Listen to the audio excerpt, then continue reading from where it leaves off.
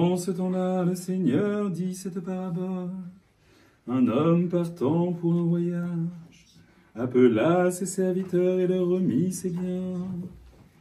À l'un, il donna 5 talents, à l'autre 2 talents, au troisième 1 talent, selon la capacité de chacun, et il partit. Celui qui avait reçu 5 talents s'en alla les faire valoir, et en gagna 5 autres. De même, celui qui en avait reçu 2 en gagna 2 autres. Mais celui qui n'avait reçu qu'1 talent s'en alla creuser la terre, et y cacha l'argent de son maître. Longtemps après, le maître de ses serviteurs, étant revenu, leur fit rendre compte. Celui qui avait reçu 5 talents s'approcha et lui en présenta 5 autres en disant « Seigneur, tu m'avais remis 5 talents, en voici 5 autres que j'ai gagnés. » Son maître lui dit « C'est bien, serviteur bon et fidèle, parce que tu as été fidèle en peu de choses, je t'établirai sur beaucoup. Entre dans la joie de ton maître. » Celui qui avait reçu 2 talents vint aussi et dit « Seigneur, tu m'avais remis 2 talents, en voici 2 autres que j'ai gagnés. » Son maître lui dit « C'est bien, serviteur bon et fidèle, parce que tu as été fidèle en peu de choses, je t'établirai sur beaucoup. Entre dans la joie de ton maître. » S'approchant à son tour, celui qui n'avait reçu qu'1 talent, lui dit « Seigneur, je savais que tu es un homme dur, qui moissonne où tu n'as pas semé, et ramasse où tu n'as pas vanné. J'ai eu peur et je suis allé cacher ton talent dans la terre. Le voici, je te rends ce qui est à toi. » Son maître lui répondit « Serviteur méchant et paresseux, tu savais que je moissonne où je n'ai pas semé, que je ramasse où je n'ai pas vanné. Il te fallait donc porter mon argent au banquier, et à mon retour j'aurais retiré ce qui m'appartient avec un intérêt. Ôtez-lui donc ce talent et donnez-le à celui qui en a 10, car on donnera à celui qui a, et il sera dans l'abondance. Mais à celui qui n'a pas, on ôtera même ce qu'il a. Et ses serviteurs inutiles, jetez-le dans les ténèbres extérieures, où il y aura des pleurs et des grincements de dents. » Ayant dit cela, il cria «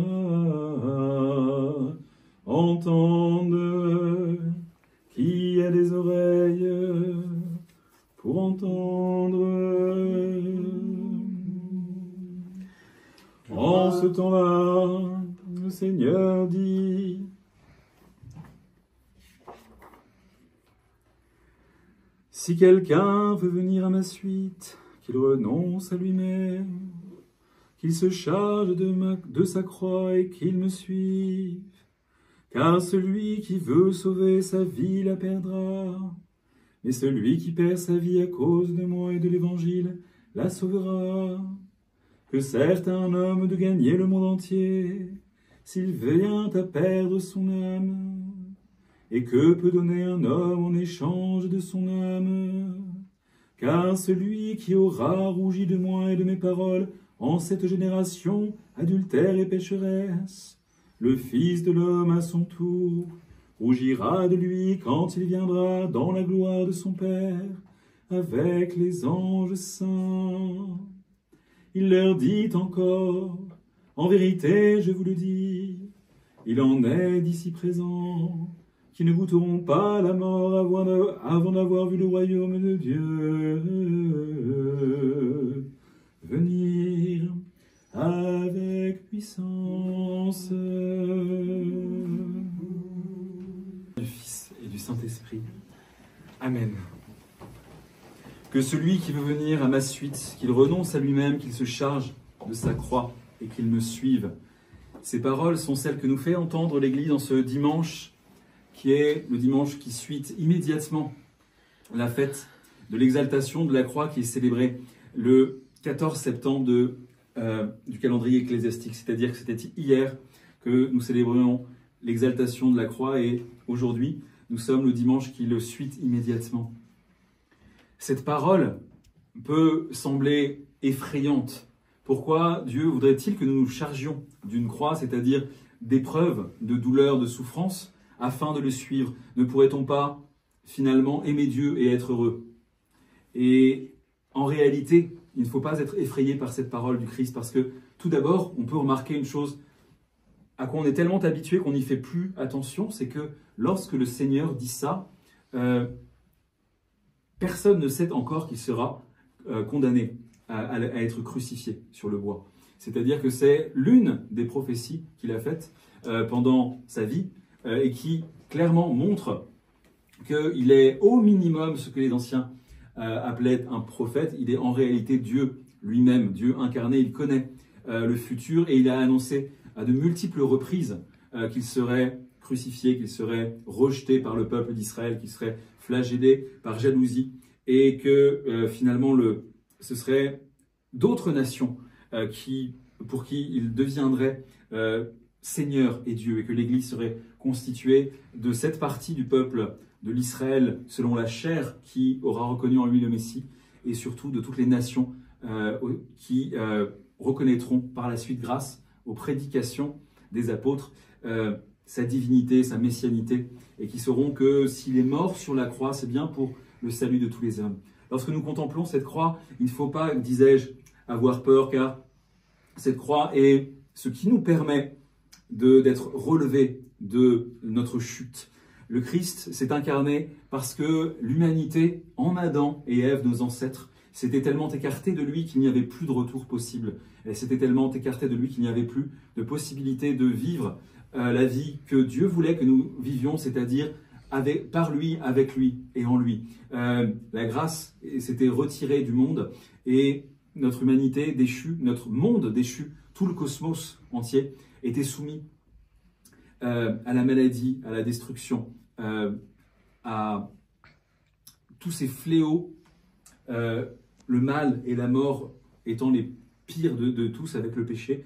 Eh bien, tous ces fléaux n'étaient pas voulus par Dieu et ne sont arrivés que comme la conséquence de la désobéissance de nos premiers parents, Adam et Ève. C'est cette désobéissance que le Christ, par l'obéissance sur la croix, en obéissant à son Père, avec qui il partage sa divinité, qu'il nous permet à nous d'être rachetés de toutes nos fautes et d'entrer dans une nouvelle vie, dans la vie de sa résurrection, dans la vie de son unité avec le Père. Comme le Père et moi sommes un, ainsi soyez un comme nous le sommes, nous a dit le Seigneur lors de la dernière scène en particulier. Il faut garder en tête que lorsque le Christ nous demande de prendre notre croix, ça veut dire que de toute façon nous aurons dans notre monde déchu un certain nombre d'épreuves et que finalement la chose qu'il faut faire, c'est quelque épreuve qui nous arrive, ne jamais oublier qu'il faut continuer de suivre le Christ et qu'il faut tout supporter par amour pour lui. En effet, il le dit par ailleurs, mon joug est doux, mon fardeau est léger. Ce n'est que en suivant le Christ que nous pouvons trouver le bonheur à quoi nous aspirons tous, car finalement ce ne sont aucun des biens terrestres finis, limités, passibles, éphémères qui pourra nous apporter un quelconque bonheur stable, ce bonheur infini à quoi nous aspirons tous. Les Grecs également l'avaient, déjà bien avant la proclamation de l'Évangile et la venue du Seigneur, avaient bien remarqué que finalement ce qui unissait tous les hommes du monde, c'était la quête du bonheur. Et bien ce bonheur, rien de périssable ne peut le fournir. Si nous avons soif de l'infini, c'est parce que cette soif de l'infini doit être comblée par l'infini lui-même, et que finalement, quoi que nous ayons l'impression de désirer, c'est toujours Dieu que l'on désire. Quoi que nous ayons l'impression d'aimer, c'est toujours Dieu que l'on aime. Quoi que nous ayons l'impression de chercher, c'est toujours Dieu finalement que l'on cherche.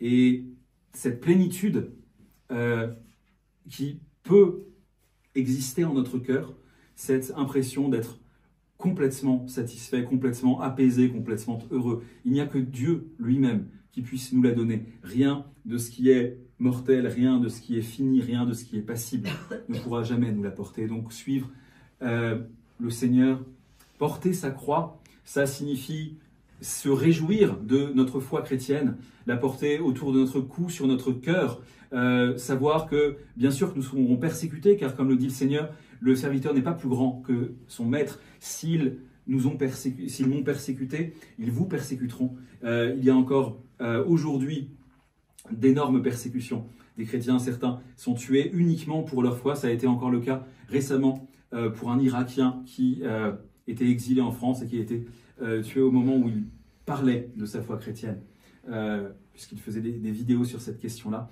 Il y aura tout à l'heure une grande manifestation contre la christianophobie, contre la persécution des chrétiens.